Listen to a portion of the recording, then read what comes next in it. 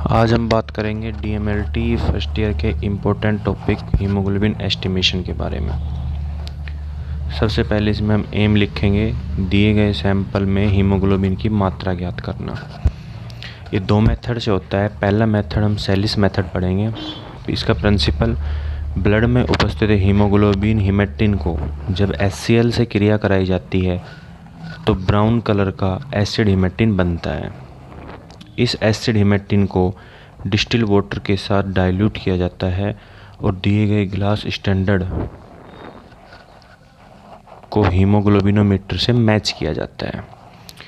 इसमें रिक्वायरमेंट जो है वो, इसमें इक्विपमेंट जो हमें चाहिएंगे वो Sahli's haemoglobinometer, graduated HB tube, HB pipette, glass rod और ब्लड कलेक्शन वायल। इसमें रिएजेंट 0.1 NaCl या N/10 HCl, डिस्टिल वाटर और पेशेंट सैंपल। प्रोसीजर, सबसे पहले ब्लड को अच्छी तरह से मिक्स करेंगे।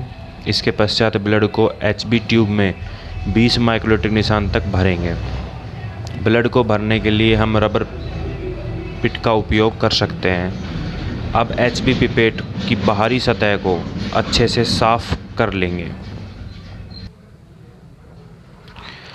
अब ब्लड को N/10 HCl में मिक्स करेंगे। यह N/10 HCl हम पहले से ही ग्रेजुएटेड स्क्वायर ट्यूब में 2 ग्राम परसेंटेज मार्क तक ले लेते हैं। इन दोनों प्रक्रियाओं में हमें निम्न बातों का ध्यान रखना आवश्यक है। भरने से पहले ब्लड अच्छी तरह से मिक्स करना चाहिए।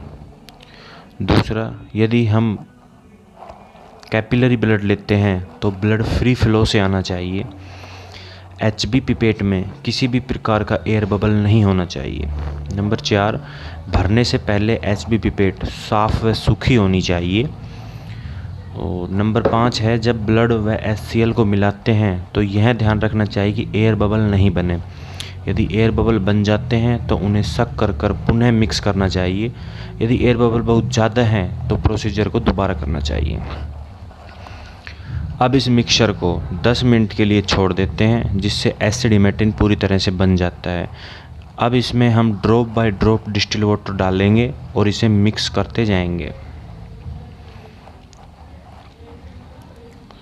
इसे हम प्रॉपर लाइट में ऑब्जर्व करेंगे और जब एसिड हिमेटिन का कलर दिए गए ग्लास स्टैंडर्ड से मैच हो जाता है तो उस समय डिस्टिल वाटर डालना बंद कर देंगे और हीमोग्लोबिन की मात्रा को नोट कर लेंगे।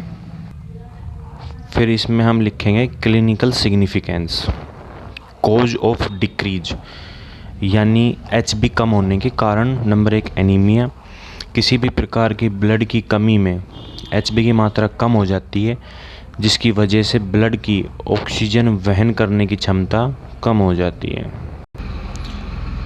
इसे एज व सेक्स भी प्रभावित करते हैं। कॉज ऑफ इंक्रीज, यानी HB बढ़ने के कारण। नंबर 1 है हीमोकॉन्ट्रेशन ड्यू टू डिहाइड्रेशन। इसमें होता है जैसे डायरिया, वोमिटिंग और बर्मस। दूसरा है पॉलीसाइथीमिया, वेरा रूब्रा। और नंबर 3 पे लंग डिसीज के कारण। सावधानी, HB करते समय स्क्वायर ट्यूब की प्लेन साइड करने वाले के फेस की तरफ होनी चाहिए। ऑब्जर्वेशन हमेशा गुड लाइट के विपरीत होनी चाहिए। रीडिंग लेते समय ग्रेजुएटेड साइड फेस की तरफ होनी चाहिए। नंबर 4, रीडिंग करते समय लोअर मेनिस्कस देखना चाहिए। नंबर 5 है HB करने के पश्चात सभी उपकरणों को डिस्टिल वाटर और HCl से साफ करना चाहिए। अच्छा, इस मेथड की कुछ कमियां हैं, उनको भी हमने लिखना है। लिमिट्स मेथड, क्योंकि यह विधि सब्जेक्टिव है इसलिए इसमें पर्सनल तथा टोटल एरर होने की संभावना सबसे अधिक होती है। इस मेथड में हीमोग्लोबिन पूरी तरह से एसिड हिमेटिन में नहीं बदल पाता है। इसी कारण सेलिस मेथड द्वारा किया गया हीमोग्लोबिन हमेशा साइनमिथ मेथड से कम आता है। एसिड हिमेटिन का कलर कुछ समय के लिए ही स्टेबल रहता है, इसलिए यदि लंबे समय के बाद डाइल्यूट किया जाए तो संभावना है कि इसका कलर कम हो जाता है। ये हमारा सेलिस मेथड द्वारा हीमोग्लोबिन एस्टिमेशन था। इसे हम स्टेप बाय स्टेप लिखेंगे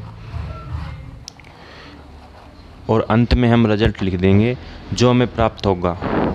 दिए गए हीमोग्लोबिन दिए गए पेशेंट सैंपल में हीमोग्लोबिन की मात्रा 12.4 है या जो भी प्राप्त होती है वो लिख देंगे।